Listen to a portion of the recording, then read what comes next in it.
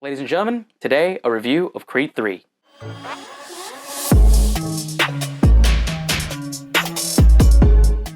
Before I begin, I'm going to read a synopsis from IMDb. Adonis has been thriving in both his career and family life, but when a childhood friend and former boxing prodigy resurfaces, the face-off is more than just a fight. I'm not going to bury the lead here. I absolutely loved this movie. I enjoyed a lot of this movie, and I really do give credit to Michael B. Jordan.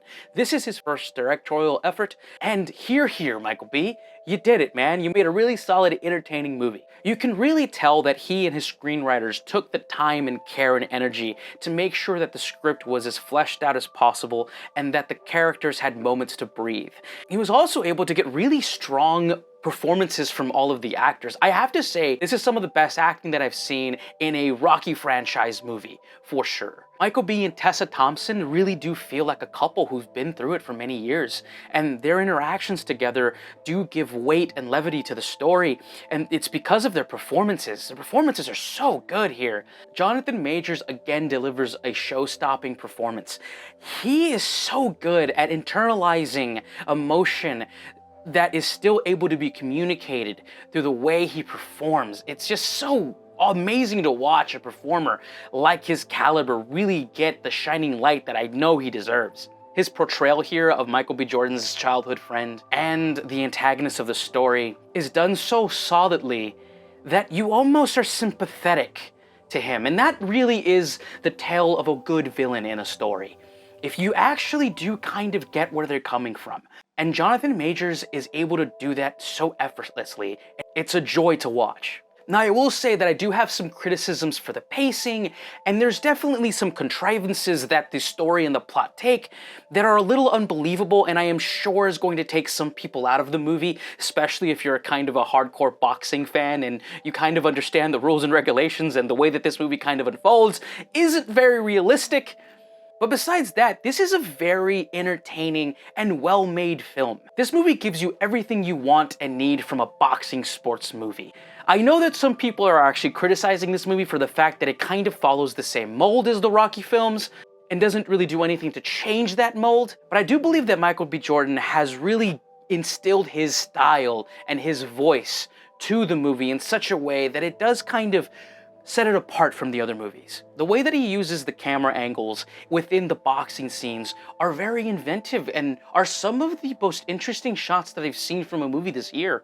There's a lot that's been said about Michael B. Jordan and the way that he did some of the fighting matches. There is a moment in the movie during one of the biggest fight scenes where the scene changes and we're kind of thrust into this world where you're really kind of in the minds of the fighter. And it's done in a way that might be jarring to some fans, but I think is a breath of fresh air for fighting movies. I can understand why people may not like it or why this kind of change really doesn't fit the mold, but I think it's a really good way of kind of entering the minds of the fighter and understanding where these guys come from. Michael B. Jordan is also a big anime fan, and there's also a moment in the fighting scene where it is direct from an anime that you know, and it's very much fan service, but really does fit. And as an anime fan myself, I was very pleased to see that.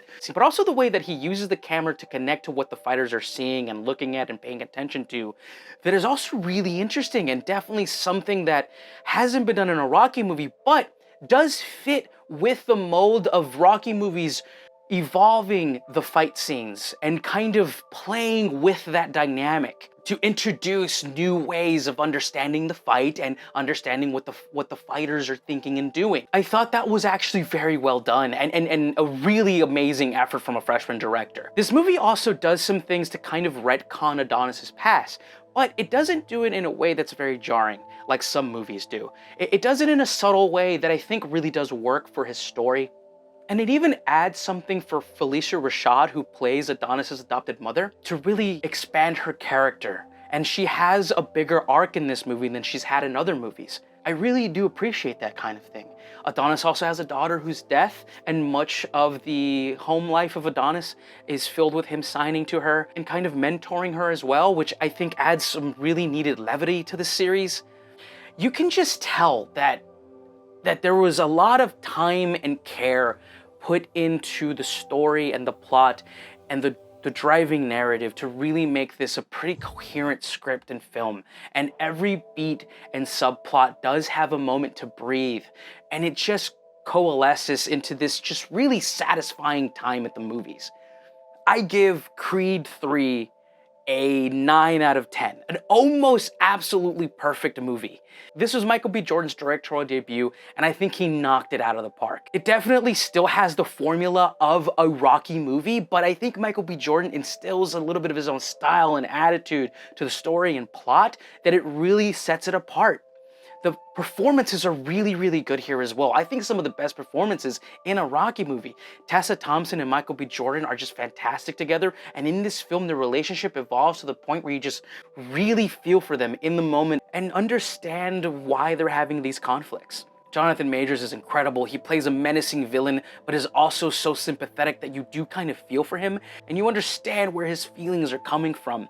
I think this is some of the most inventive boxing cinematography I've ever seen in a boxing movie, and there's definitely some things that Michael B. Jordan has done for the fighting scenes that make them a little bit more engaging and make them to where you really understand where the fighters are looking and thinking and really in the world of their minds. Now, the story definitely has some contrivances that I think some people may not be able to look past, and there's definitely some pacing issues in the middle because it really does have to kind of fit that Rocky mold. I think this deserves to be seen on the biggest screen possible. It was filmed in IMAX, and you can really feel that depth, especially in the fight scenes. A really good time.